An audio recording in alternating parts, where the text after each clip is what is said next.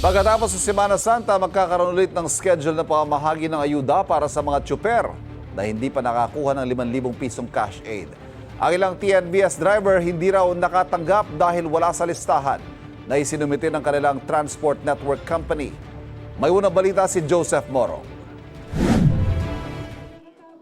Mahigit kalahating araw pumapasada ang jeepney driver na si George, pero sa sobrang mahal ng petrolyo, nasa 400 piso lamang daw ang kanyang kita. Malaking tulong sana ang 5,000 pisong ayuda sa ilalim ng Assistance to Individuals in Crisis o AICS ng DSWD. Pero hindi siya nabigyan dahil wala siya sa listahan, gaya ng libo-libong driver ng jeepney, motorcycle taxi at TNVS. Nag-submit po, sir. Hindi po namin alam, sir. Sa kita kasi malaki na bawas doon sa kita namin. So yung 5K po, pang tulong din po sa dagdag kita. Ayon sa DSWD, may mga hindi umano isinumiting pangalan ng mga tsuper ang ilang transport network company.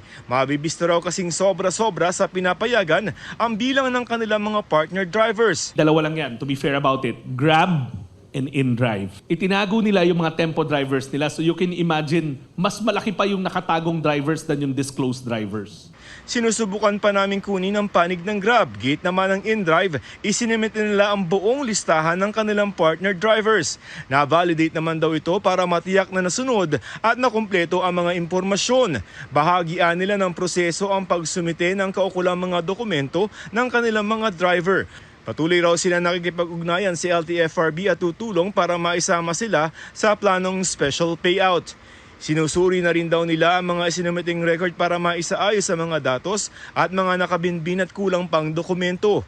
Pagtitiyak naman ng DSWD sa mga di nakakuha ng ayuda, asahang may makukuha sa susunod na linggo pagkatapos ng Semana Santa. Sabay naman sa April 8 ang bigayan ng ayuda para sa mga tricycle driver sa probinsya at para sa mga tsuper sa Metro Manila na hindi nakakuha ng ayuda.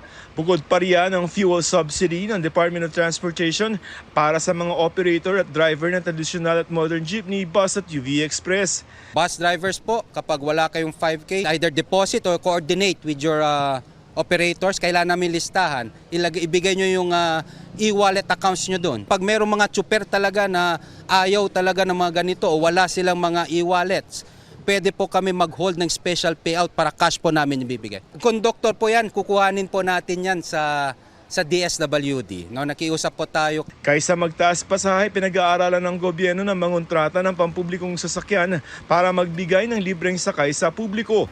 Bago pa man ipatupad yan, may libreng sakay na ang DOTR pati ang ilang LGU gaya ng Maynila. Ang Caloocan, bukod sa kanilang bus, nakipag-partner na rin sa mga tricycle para sa libreng sakay.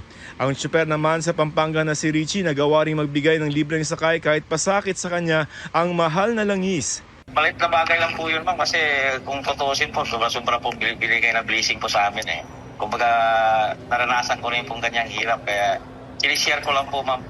Siyempre magaan po sa pakiramdam po namin yung tumutulong talaga. Sa Tagbilaran, Bohol, may libreng sakay ang LGU mula Lunes hanggang Sabado, alas 6 hanggang alas 9 ng umaga at alas 4 ng hapon hanggang alas 8 ng gabi. Ito ang unang balita. Joseph Morong, GMA News.